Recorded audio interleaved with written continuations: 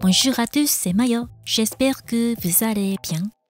On se retrouve aujourd'hui pour une recette de pain sans gluten 100% sarrasin. J'ai déjà partagé la recette de pain au sarrasin, mais à ce moment-là, la fermentation se faisait en 2 étapes. Donc, j'ai reçu un message demandant s'il était possible de réduire la fermentation à une seule fois pour le rendre plus simple et facile à réaliser. Alors, je vais l'essayer cette fois-ci. On va mettre 220 g d'eau dans un bol et on va la faire chauffer au micro-ondes à 600 watts pendant environ 20 secondes pour obtenir l'eau tiède d'environ 30 degrés. Voilà, la température de l'eau est parfaite. Ensuite, on va y ajouter le sirop d'érable et l'huile également. Moi, j'ai ajouté de l'huile de riz, mais vous pouvez utiliser n'importe quelle huile neutre, de l'huile de pépins de raisin, de l'huile de colza par exemple, et on mélange bien avec un fouet. La dernière fois, j'ai ajouté le miel à la place du sirop d'érable. Le miel et le sirop d'érable, les deux se marient bien avec la farine de sarrasin. Utilisez donc celui que vous aimez.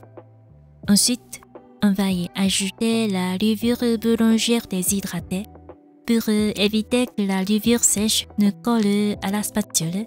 Mélangez le tout en secouant le bol de cette manière.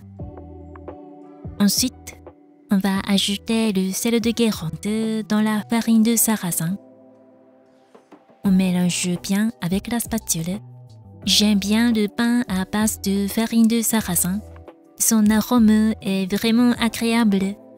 Est-ce que vous aimez le pain au sarrasin? Puis, on va ajouter le mélange sec dans le mélange liquide en une seule fois.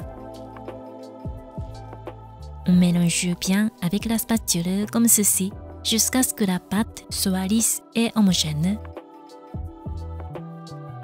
On va mélanger la pâte comme ceci en incorporant de l'air pour obtenir une texture légère et aérée. Regardez, la consistance de la pâte est comme ceci. Mais vous n'avez pas besoin de mélanger autant que moi. J'ai trop mélangé. La dernière fois, on a fait lever la pâte 2 fois. Normalement, la fabrication du pain nécessite 2 fermentations. Cependant, cette fois-ci, on va essayer le défi de réussir un pain délicieux avec une seule fermentation. Donc, on va déjà mettre la pâte dans un moule huilé. J'utilise un moule à cake de 7 cm de la marque Matfer. Cette pâte ne colle pas facilement au moule, même après cuisson. Donc, je pense qu'il n'est pas nécessaire de mettre du papier sur le frisé. On va aplatir la surface comme ceci. Aimez-vous les sésames? Les sésames se marient bien avec le sarrasin. Donc, on va saupoudrer la surface de la pâte avec des graines de sésame blanc. Regardez, on va saupoudrer la surface de la pâte de graines de sésame jusqu'à ce qu'elle soit complètement recouverte. Je vous recommande de mettre des sésames. C'est vraiment savoureux. On va mettre du film alimentaire et on va laisser lever la pâte à température ambiante pendant environ 30 à 40 minutes. Pendant ce temps, on va préchauffer le feu à 200 degrés avec un ramequin rempli d'eau pour obtenir du pain moelleux. Regardez, la pâte est bien gonflée. Vous voyez les fissures entre les graines de sésame. C'est le signe que la fermentation est terminée. C'est la preuve que la pâte a bien fermenté. On va la mettre au four préchauffé à 200 degrés pendant environ 25 minutes. N'oubliez pas de vaporiser de l'eau pour rendre la surface croustillante. c'est bien cuit. Ça a l'air très bon. Si vous piquez avec une brochette et qu'il ressort propre, c'est cuit.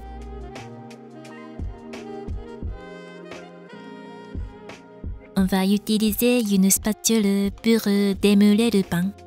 C'est pratique.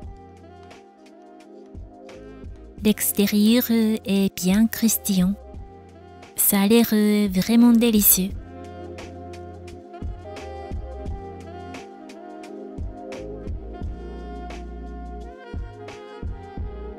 Regardez, la croûte est bien croquante.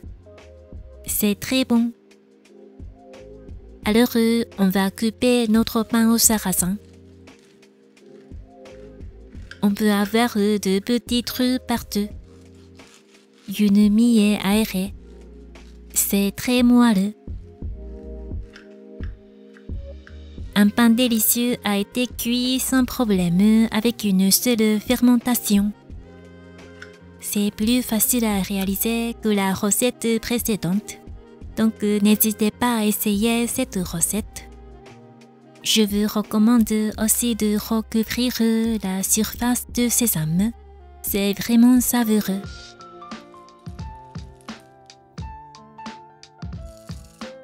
Récemment, j'ai acheté un bon moulin à café. Grâce à lui, je peux préparer un café bien meilleur qu'avant. Si vous aimez cette vidéo, n'hésitez pas à mettre un petit pouce bleu. N'hésitez pas à commenter. N'oubliez pas de vous abonner à ma chaîne pour ne pas manquer la prochaine vidéo.